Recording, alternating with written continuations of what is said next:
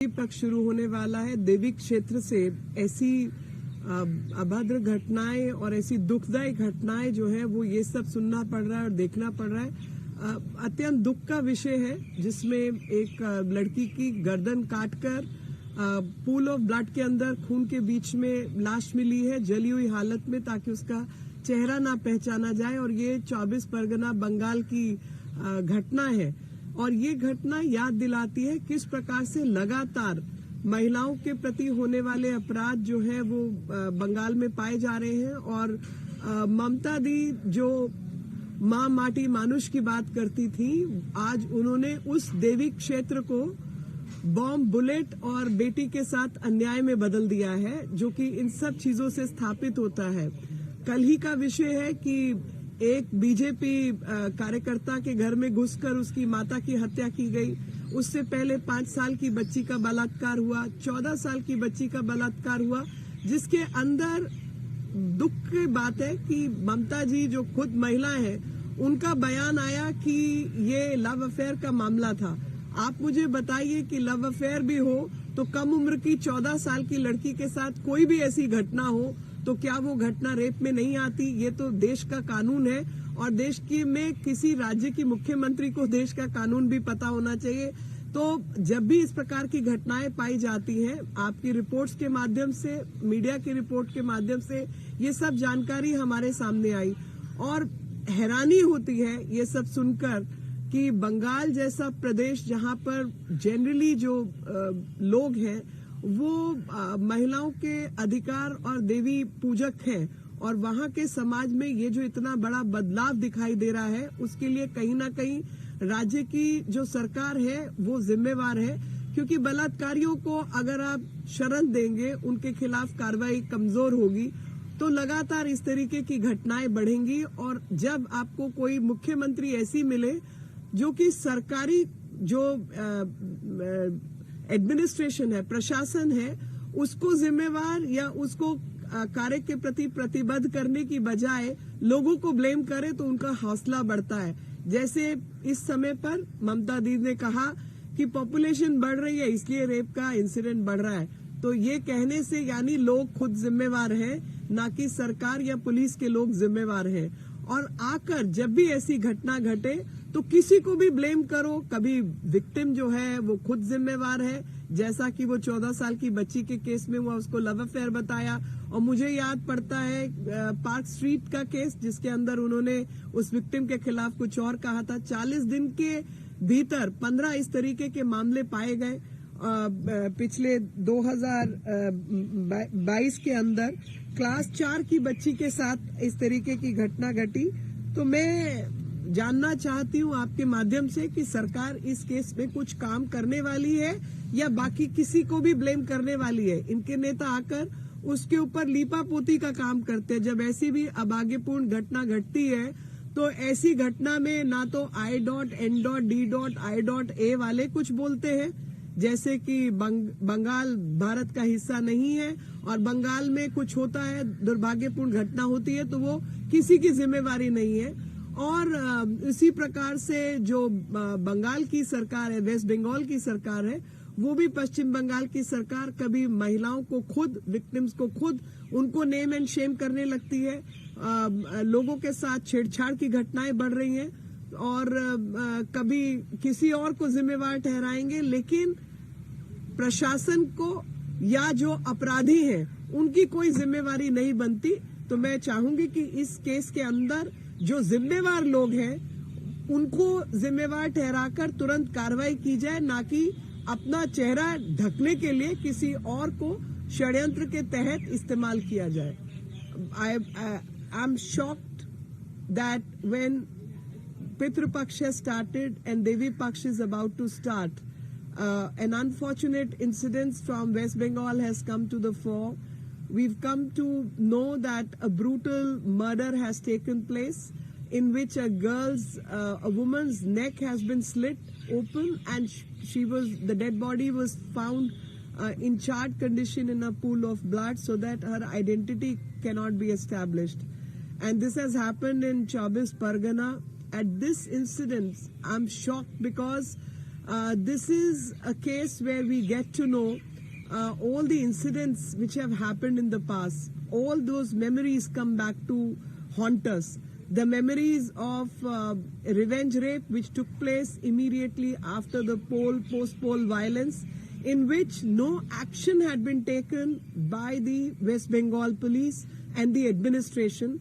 At that point in time, these women had to go to the court, to the High Court and Supreme Court, and file affidavits. In spite of them filing the affidavit, the action on the level of administration was found missing. When a 14-year-old girl's rape had taken place, at that point in time, Mamta Di, none less than the Chief Minister of the state, blamed the girl and called it a love affair, which is shaming and naming the victim, and that is what has happened in the past. A 14-year-old child is still a child, and even if I were to assume this was a case of love affair, which it was not, then also it's a rape, because a rape is a rape. An underage girl is found involved in such a bad incident. A 5-year-old child has been found involved in was victimized. POCSO courts are giving data. Through the media reports, we've also come to know that yesterday another murder has taken place where the mother of a BJP worker was murdered. All this is happening in a Devi Kshetra. This is happening in a place where Devi is worshipped, and society by and large is respectful to the women, and rights of women are respected. So a land, a geography which was known for Ma Mati Manush has converted itself under the awful administration of TMC party into bomb, bullet and beti ke saath anyay, which is what everyone is witnessing these days. In 40 days, 15 cases of rape and victimization of women have taken place, and repeatedly such incidents are taking place because somewhere the confidence of wrongdoers and the criminals is enhanced because they have some kind of support, or lackadaisical approach of the administration has enhanced their hosla, their confidence, and they are able to get away with these kind of crimes. If there is any question, I'll take that question. में भी एक मामला सामने आया है ma'am, वहाँ पर जयपुर जिले के जमवारामगढ़ क्षेत्र में महिला को जला दिया गया और उसको फेंक दिया गया है सड़क पर। इस पर राजस्थान की जो कानून व्यवस्था है उस पर देखिए, मैं यही कहना चाहती हूँ कि महिलाओं के विषय की बात आती है तो ये राजनीति करने के लिए तुरंत उतर पड़ते हैं। महिलाओं के साथ दुर्भाग्यपूर्ण घटना किसी भी राज्य में हो, उसको हमें सिंगल हैंडेडली कंडेम करना है और कानून व्यवस्था को उसके पक्ष में लाके खड़ा करना है। तो विषय ये है कि जहां जहां इस तरीके की दुर्भाग्यपूर्ण घटनाएं सामने आए, चाहे वो राजस्थान हो, चाहे वो बंगाल हो या कोई भी राज्य हो, वहां पर तुरंत जो जवाबदेही है वो प्रशासन की बनती है और नियम कानून के अनुसार ऐसे सब मामलों में तुरंत कार्रवाई होनी चाहिए। और यही मैं उम्मीद करती हूँ कि हर राज्य के अंदर इस प्रकार की कानून व्यवस्था हो जहां पर महिलाओं के केस जो है उनके ऊपर तुरंत संज्ञान में लिया जाए और कार्रवाई की जाए। I.N.D.I.A. वालों से मैं जानना चाहती हूँ कि इन दोनों के प्रति आप कुछ अपना बयान देंगे। मैं लड़की हूँ, लड़ सकती हूँ, मगर जिन लड़कियों की लड़ाई है उनके साथ आप खड़े हुए क्यों नहीं दिखाई दे रहे? उन सब विषयों के ऊपर आपकी आवाज क्यों मिसिंग है, मैं ये जानना चाहती हूँ। मुझे याद है कि लगातार इस तरीके की घटनाएं घटी हैं और उन सब के मामलों में जो भी प्रशासनिक कार्रवाई है, जो भी पुलिस व्यवस्था, कानून व्यवस्था की कार्रवाई है, हम उसकी मांग करते हैं। और वापस आप सबके माध्यम से मैं याद दिलाना चाहती हूँ कि बंगाल के अंदर पोस्ट पोल वायलेंस के अंदर जब चुनाव हो गए, उसके बाद जिन लोगों ने इनके खिलाफ न्यायपूर्ण तरीके से इलेक्शन में काम इनके विरोध किया, उन महिलाओं के साथ रेप केसेस हुए और उन महिलाओं के साथ जब इस प्रकार के रेप केसेस हुए, बलात्कार के केसेस सामने आए, तब ऐसे समय पर क्यों बंगाल की सरकार ने उन महिलाओं के पक्ष में केस दर्ज नहीं किए? उन सब के cases affidavit high court supreme court में दाखिल करवाने की नौबत आई। तो लगातार ये अभद्र व्यवहार जो है महिलाओं के साथ किया जा रहा है, वो भी देविक क्षेत्र के अंदर। ये क्षेत्र देवी के नाम से जाना जाता है, जहां पर सभ्य समाज और अधिकतर लोग सभ्य है, महिलाओं के प्रति एक अच्छी भावना रखते हैं और इस प्रकार की प्रताड़ना के खिलाफ आवाज उठाते हैं। समाज कुछ और है लेकिन प्रशासन कुछ और है, और जितने लोग महिला विषयों पर राजनीति के लिए आगे आते, उन सबसे मैं यही प्रार्थना करती हूँ कि महिलाओं के अधिकारों के लिए आवाज बुलंद कीजिए। उज्जैन में भी ऐसा ही एक मामला आया है सामने, उज्जैन से भी 12 साल की लड़की के साथ इस तरह अपराध होते का हुए, मामला चाहे है। ये उत्तर प्रदेश की बात हो, हाथरस की घटना हुई थी, कांग्रेस के सारे नेता गए, राहुल गांधी गए, प्रियंका गांधी वाड्रा गए।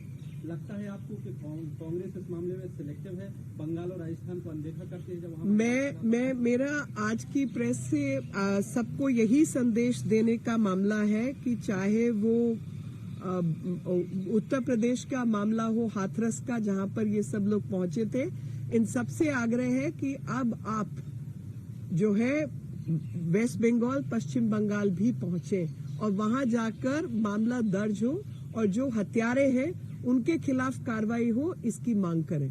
क्योंकि चाहे वो हाथरस हो चाहे कुछ और हो, जहां भी महिला के साथ उत्पीड़न हुआ है, प्रशासन से यही मांग है कि प्रशासन बिना पक्षपात के महिला विरोधी मामलों के अंदर अपना काम करे और तुरंत कार्रवाई करे। लेकिन जहां प्रशासन काम कर रहा है वहां आप हस्तक्षेप करते हैं, लेकिन जहां प्रशासन का एक लचीला रुख है वहां पर आप नहीं पहुंचते हैं। तो मेरी आप सबसे महिला के अधिकारों की जो बात करते हैं, सबसे एक ही प्रार्थना है कि कृपया करके बिना पक्षपात के महिला विरोधी कार्रवाई जहां हो रही हो, आप उन सब मामलों में वही मांग करें और उसी के पक्ष में खड़े रहें। Ma'am, India Today investigation yesterday exposed how women trafficking of minor girls are happening in the state of Rajasthan, in Bundi, and there's another instance of Neemuch, Madhya Pradesh, where there are middlemen who are ready to sell girls as young as 14-year-old for human trafficking. No, I mean, whoever is working for the cause of women, without getting into the detail, trafficking is a very, very serious offense. And I know it's happening in Chhattisgarh also. So all these places which have low income economy, these incidents have been happening.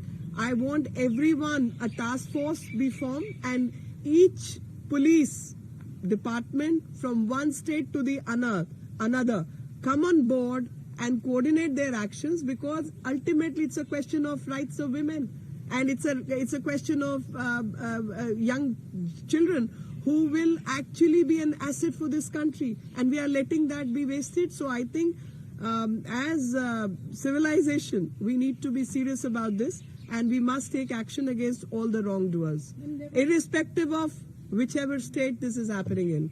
There was a shocking case in Ujjain as well, in 20-year-old rape. She fell, in fact, unconscious. People didn't come out for help. She walked for 8 kilometers.